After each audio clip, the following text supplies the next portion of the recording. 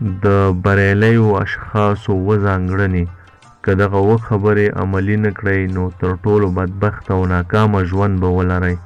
سلام، وخت مو په خیر. سمون انلاین ټي وي ته ښه راغلاست. که چینل مو نوی سبسکرایب کړی، د نورو معلوماتو لپاره زموږ یوټیوب چینل سبسکرایب کړئ. لومړی، ابراهیم لینکولن د امریکا پخوانی ولسمشر د یو فقیر سړي زوی و. دته به خلکو ویل چې له خپلې بړستنې سره پښې غځوه، ته او ولسمشري لرې خبره ده. لیکن لینکن وایي چې دغسې خبرو به لا د پرمختګ انرژي ورکوله. د زیاتې ستونزې تر شا پرېښودې چې بالاخره یو ورځ د امریکا ولسمشر شو. نو په دې اساس په نړۍ کې اکثره بریالي خلک هغه دي چې په لومړیو کې زیاتې ستونزې ګاللي. دویم، د هر کار کولو په وخت دوه حصه لرو. یو حصه راته وایي سخت کار وکړه، هڅه وکړه، تمرکز وکړه او بریالی شه. دویم حصه راته وایي مې کوه، نه شي کولی، سبا به یې وکړې، تلویزیون وګوره، دمه وکړه او نورې پلمې راته ښایي چې بالاخره د کار له کولو لاس په سر کیږو. څوک چې بریالي شوي زحمت یې ایستلی، ممکن د بریا لپاره یې ډېر څه له لاسه ورکړي وي، ممکن ډېرې میلې او چکر یې د بریا په اساس مس کړي وي، ممکن د راحت پر ځای زحمت ته ترجیح ورکړي. د دوی یوازینۍ موخه دا وه چې بریالي شي.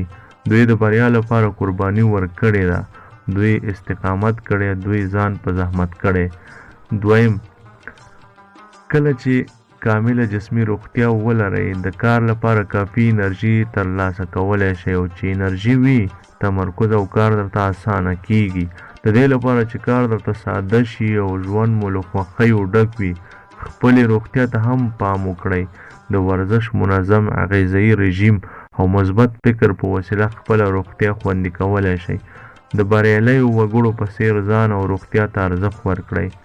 څلورم، د انګلستان پخوانی صدر اعظم چرچل ځان ته یو شمېر اصول ټاکلي ول او هیڅ وخت له خپلو اصولو نه تېرېده. تاسې د ځان لپاره کوم اصول او قوانین ټاکلي؟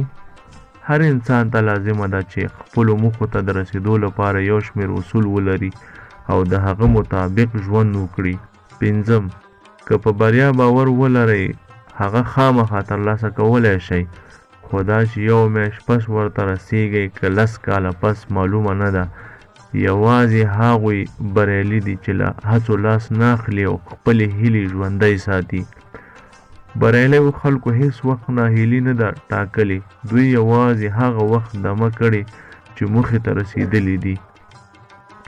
هغوی چې له ستونزو تېښته کوي او ناهیلي کېږي، هیلې یوازې هیلې پاتې کېږي او په رښتیا یې نشي بدلولی.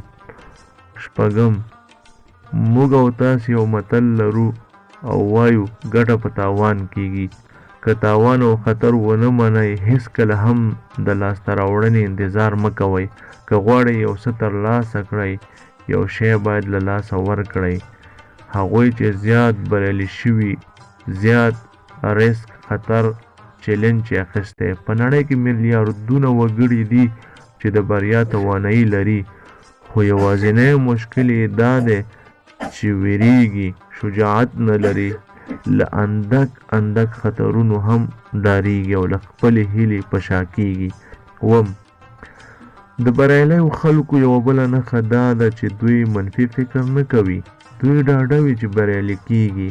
که تاسې یو کار کوئ او هیله مو دا وي چې بریالي شئ، خو فکر په ماتې او ناکامۍ کوئ، د بریا چانس مو په مراتبو کمیږي.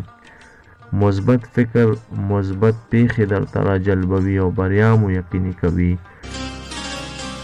Hey there. Subscribe to my channel. And also press this bell icon, so you never miss any new updates, cause whenever we upload new video you will get a notification on